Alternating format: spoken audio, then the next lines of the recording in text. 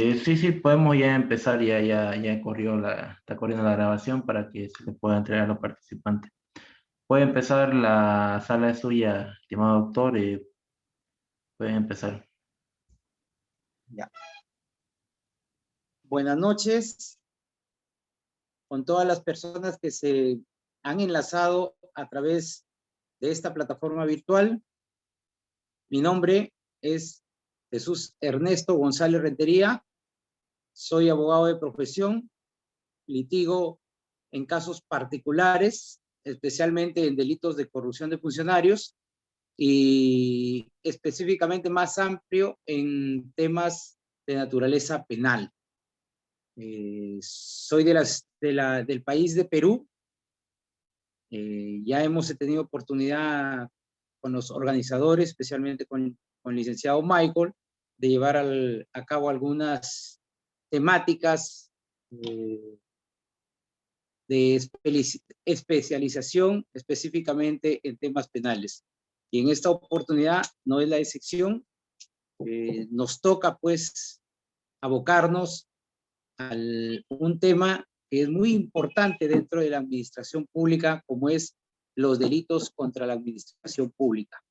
Como ustedes conocerán, dentro de la administración pública, el funcionario o servidor público en ejercicio de sus funciones está propenso a cometer delitos, muchas veces de manera dolosa y también con responsabilidad que nosotros le llamamos la culpa, o sea, sin actuar con el dolo, con la intención de causar un daño al Estado, definitivamente termina con su actitud, su conducta, resulta realizando una comisión de un delito, ¿no? Generalmente, en los delitos contra la administración pública tenemos el delito de colusión, el delito de peculado, el delito de concusión. Específicamente los más resaltantes delitos dentro de la administración pública, que hoy en día son más latentes, son más trascendentes en la administración pública, son los delitos que cometen los funcionarios mediante la corrupción de funcionarios, como es la colusión.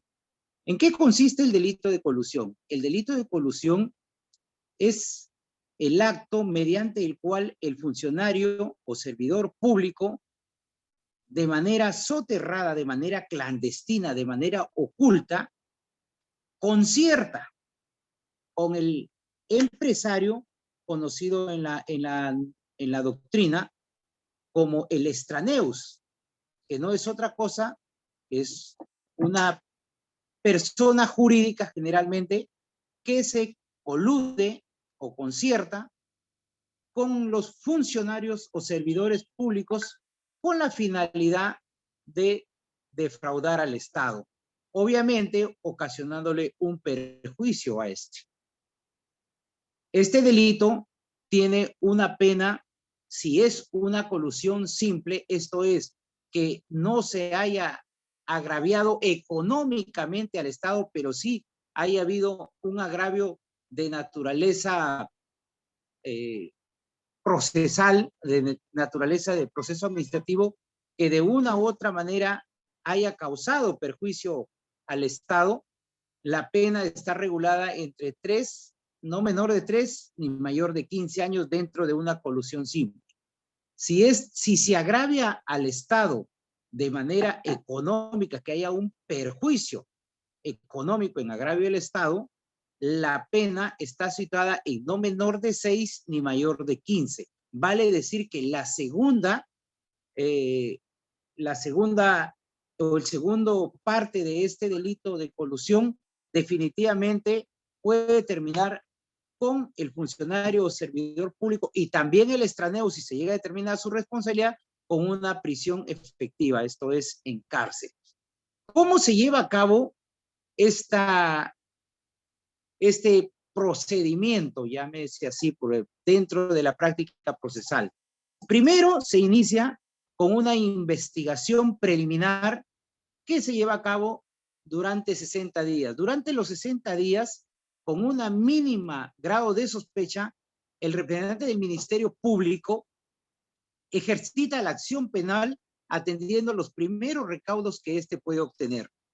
Con ello, apertura una investigación preliminar y de acuerdo a los medios de prueba que logre acopiar dentro de esa investigación preliminar, decide finalmente en esos 60 días si es que procede a formalizar la investigación, le llamamos investigación preparatoria a nivel latinoamericana, si procede a formalizarla o en todo caso declara mediante una disposición fiscal el auto de no al lugar a formalizar la investigación preparatoria.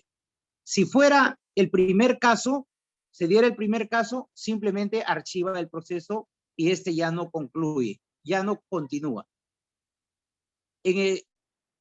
Si estamos frente al otro escenario, si con las meras sospechas que tiene y de acuerdo a los datos que ha logrado copiar en la investigación, este termina formalizando la investigación preparatoria y pone en conocimiento del juez penal su decisión de continuar, de formalizar y continuar la investigación preparatoria.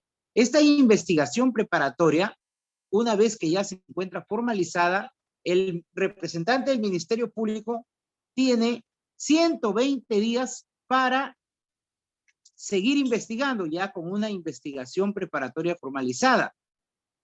Dentro de esos 120 días puede inclusive solicitar una medida coercitiva para sujetar a las personas investigadas al proceso.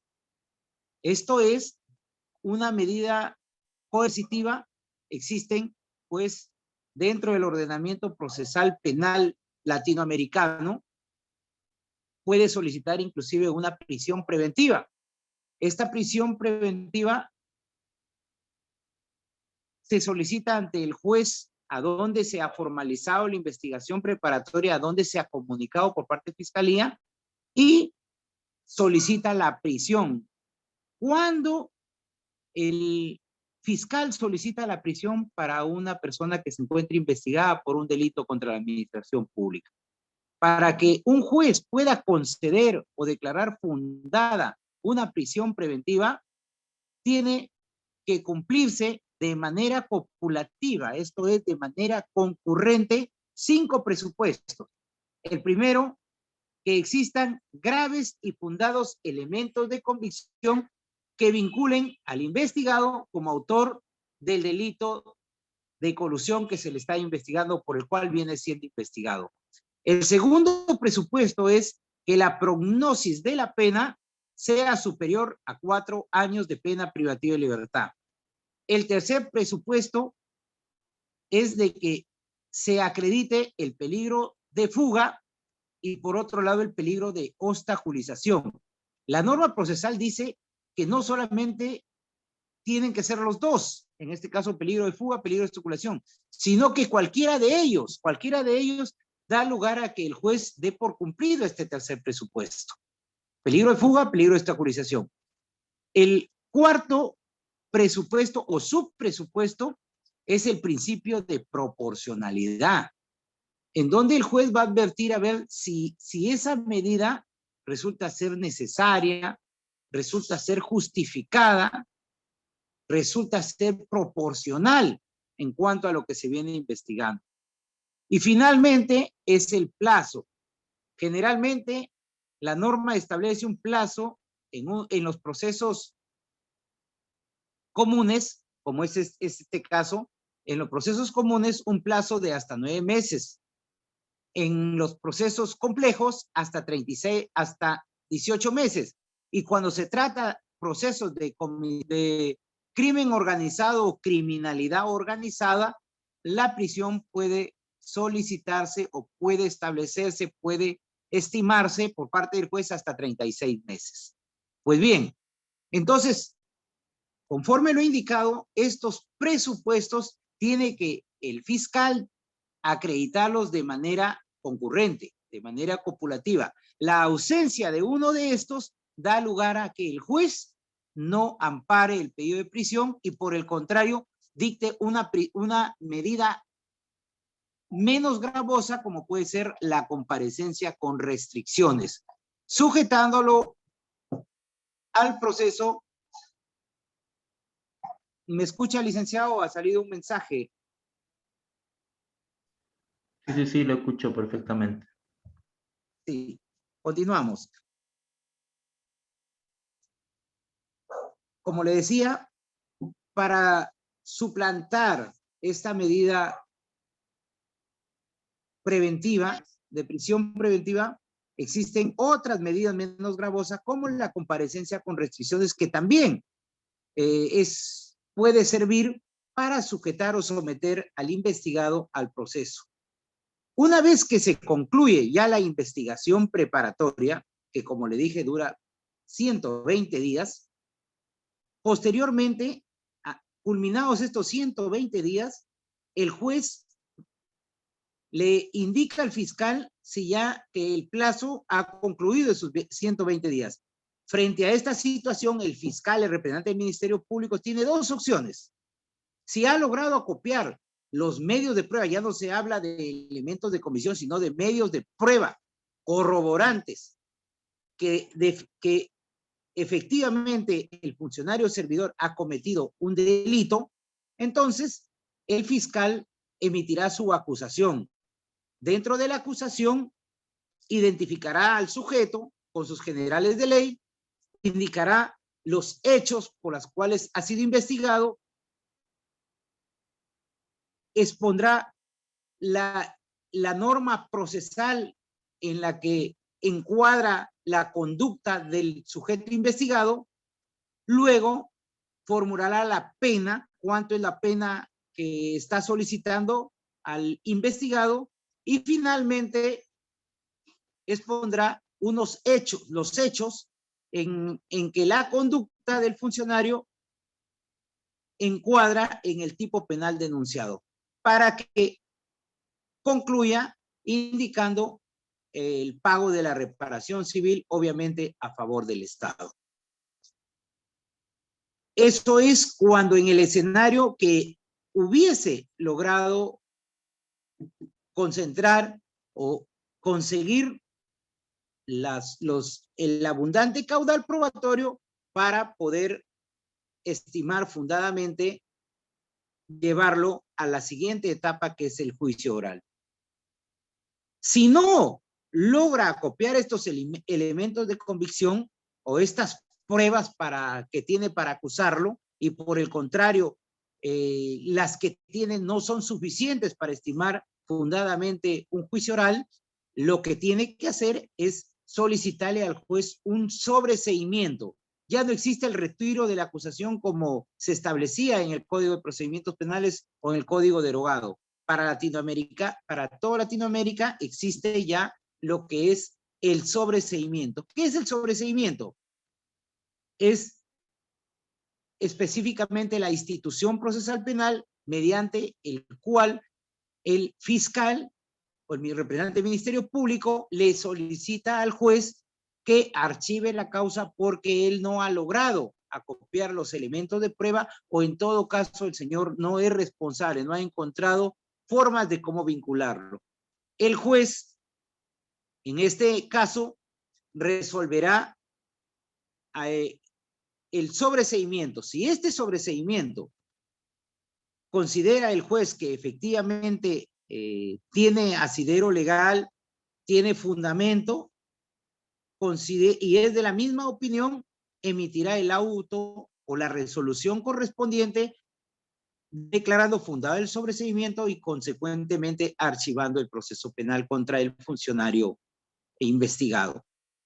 Si fuera el otro caso de que no comparte la apreciación, el criterio del representante del Ministerio Público, el juez de la causa elevará el expediente al fiscal superior para que se pronuncie en lo que se llama una discordia en cuanto a la opinión del fiscal. porque considera el juez que efectivamente sí existen razones plausibles para poder pasar a la otra etapa y llegar al enjuiciamiento del investigado.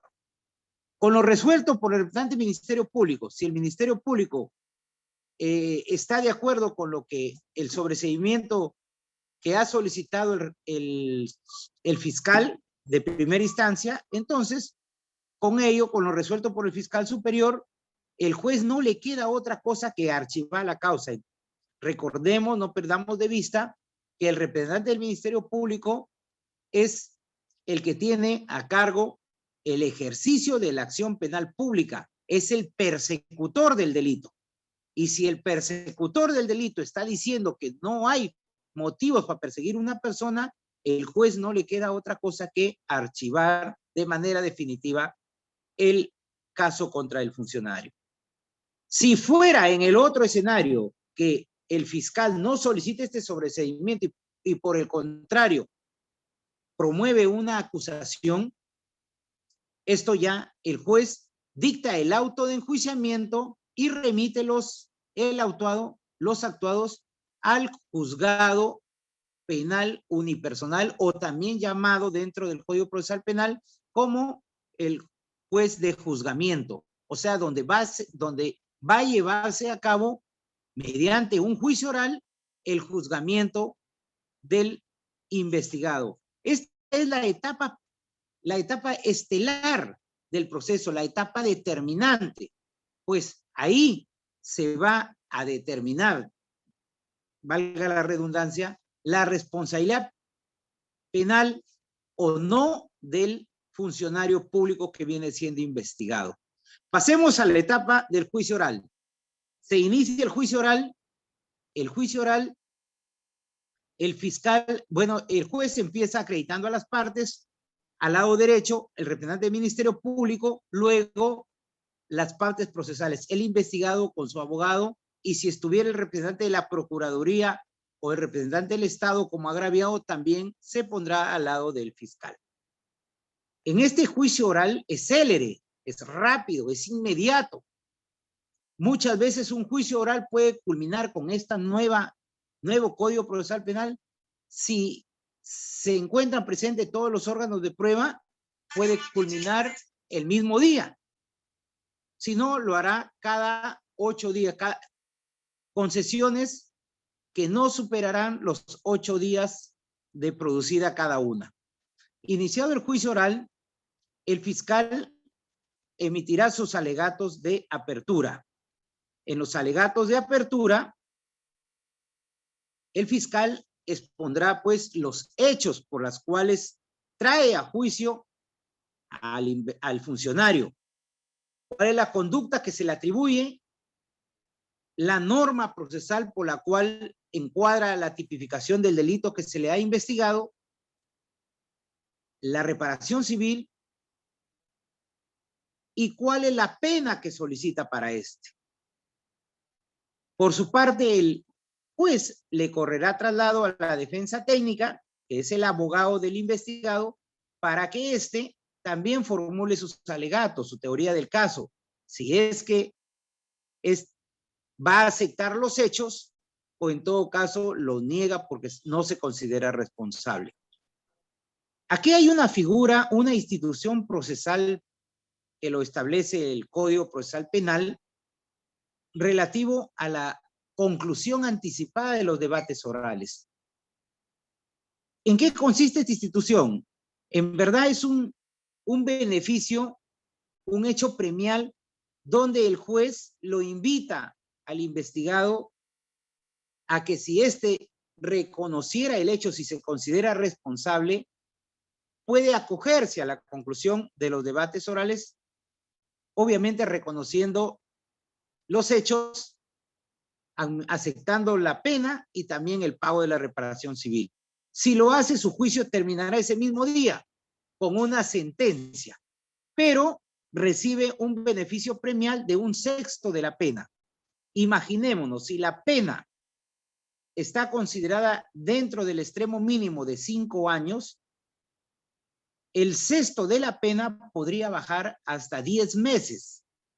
En conclusión, quedaría a 4 años con 2 meses su pena. Pero dentro de Latinoamérica, la norma procesal ha establecido parámetros de pena. Una pena que supere los 4 años de pena privativa de libertad definitivamente tiene que ser de carácter efectiva. Esto es que el funcionario va a cumplir esa pena en prisión. En conclusión, esta pena definitivamente lo envía a prisión. Pero, ¿qué sucede cuando la pena es de 4 años? Le restas el sexto, la pena va a ser inferior a 4 años. Por lo tanto, esta pena es de carácter suspendida siempre y cuando el funcionario no tenga antecedentes por ese delito o por cualquier otro delito que lo haya definitivamente enviado a prisión con anterioridad.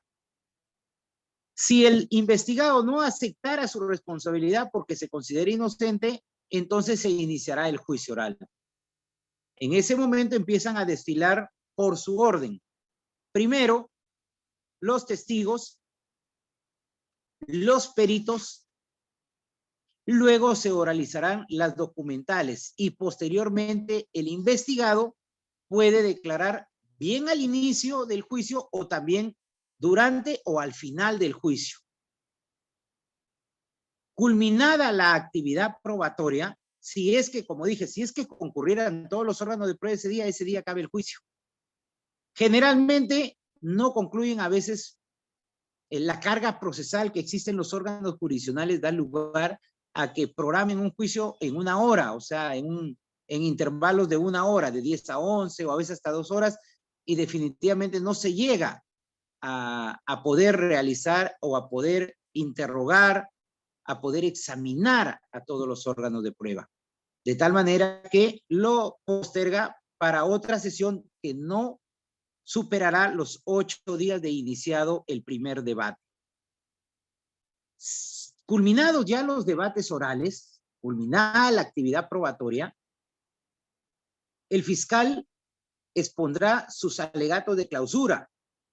En los alegatos de clausura, pues tendrá que indica generalmente que durante todos los debates orales que se han llevado a cabo en el plenario, se ha podido acreditar de manera fehaciente la responsabilidad penal del investigado con tales y tales y tales pruebas, con la testimonial de tal persona, con el perito, en fin, ¿no?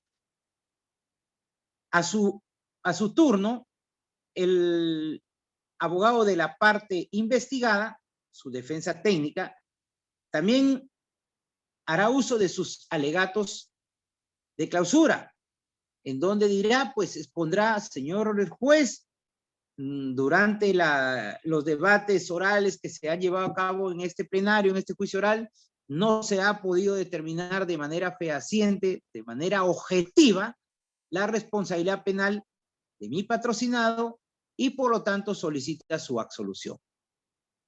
Frente a ello, el juez hará un receso para que dicte sus lineamientos, que no es otra cosa que un extracto de la sentencia que emitirá en otra próxima audiencia. Aunque también puede, en ese momento, reservar su decisión para emitirla dentro del plazo que no superará las 48 horas. Culminado ello, el juez emitirá su sentencia absolviendo al investigado o en todo caso declarándolo responsable y imponiéndole una sanción penal, o sea, una pena concreta respecto a lo que establece la norma procesal penal de acuerdo al delito al cual ha sido investigado. Contra esta resolución, que es de primera instancia, procede el recurso de apelación, que va dirigido a la sala de apelaciones. La sala de apelaciones convocará inmediatamente a una audiencia, que se llama audiencia de apelación o audiencia de vista de la causa. Ahí se lleva a cabo un mini juicio con presencia de las mismas partes que estuvieron en el juicio oral ante el juez de primera instancia. Invitará a las partes, primero al apelante, en este caso, si se diera el caso, si fuera una sentencia condenatoria, apelará el abogado del investigado. Y si es absolutoria, y el que apelará, interpondrá recurso de apelación, será el representante del Ministerio Público.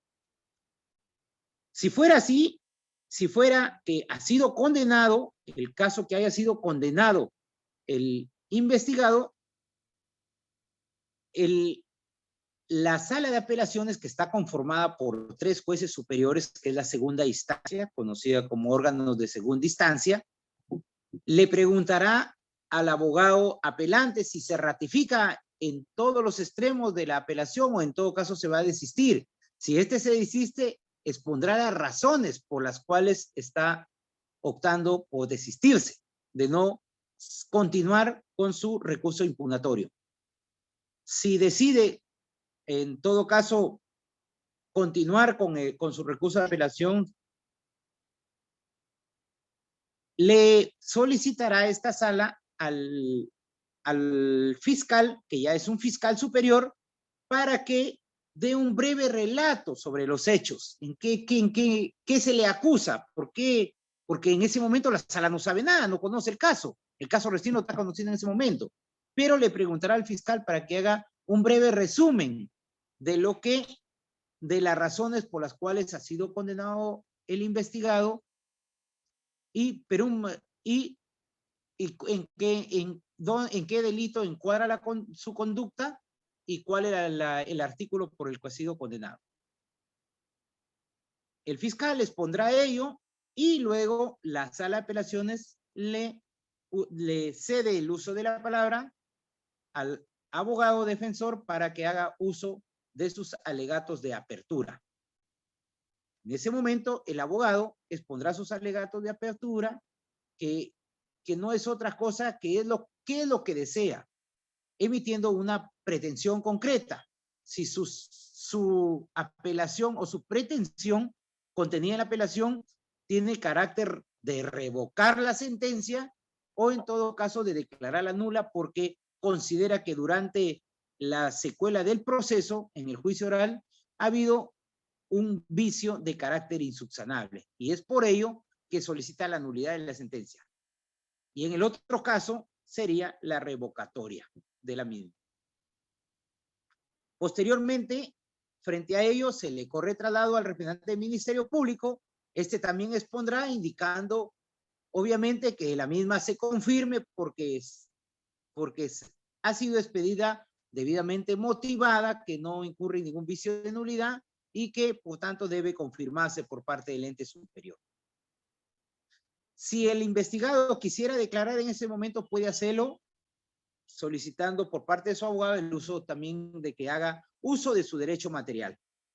Frente a esta situación, la sala le indica al abogado apelante que emita sus alegatos de clausura, de igual forma al Ministerio Público, al fiscal superior, y con ello da cerrado el debate, emitiendo su resolución, su resolución de manera inmediata.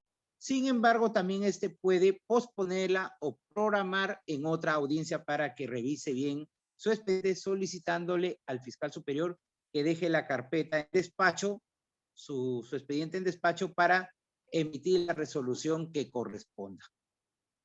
Frente a esta situación, si la sala tiene la opción de confirmar, de revocar y también de oficio, si advierte un vicio de procedibilidad, un vicio de nulidad insubsanable, también puede declarar de oficio la nulidad de la sentencia. Si decide confirmar, el caso ha quedado ya en un archivo definitivo, una sentencia ya con consentimiento o llamada consentida, confirmada. Frente a esta resolución, procede el recurso de casación, que esto se eleva ya a la Corte Suprema, donde ya va a ser revisada por 5 magistrados que encabezan la Sala Penal Suprema de la Corte Suprema de la República. Y el juicio hasta ahí concluye. Eso es las etapas que se llevan a cabo dentro de un juicio, dentro de un proceso penal. Espero que haya podido llegar a todos ustedes y que haya podido, y en todo caso que me hayan podido poder entender, ¿no? De qué se ha tratado esta exposición. Muchísimas gracias, licenciado. Estoy a sus órdenes para cualquier pregunta de parte de este auditorio convocado a través de la plataforma virtual. Muchas gracias, licenciado Mike.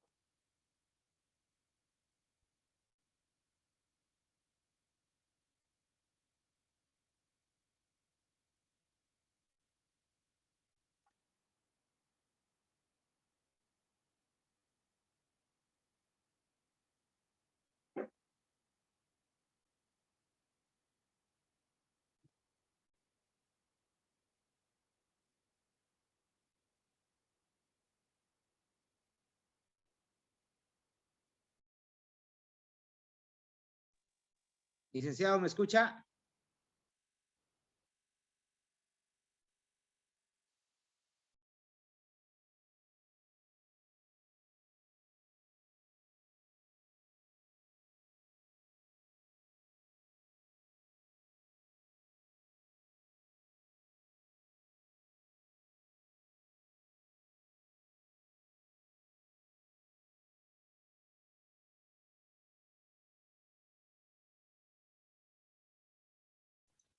Hola, hola, sí, ¿me escucha? Sí, sí, le escucho, doctor. ¿Alguna pregunta que tuvieron los participantes para ponerlas en el chat?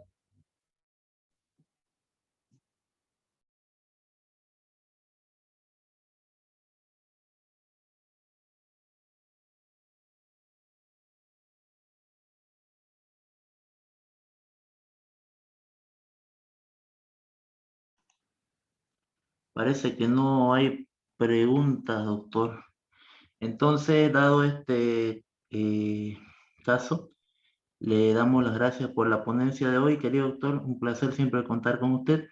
A los presentes, el día de mañana a las 7 de la noche estaremos con la otra exposición pendiente que nos quedaba y eh, pasaremos el link vía el grupo de WhatsApp. Muchas gracias, un gusto, doctor, y a todos los participantes, buenas noches.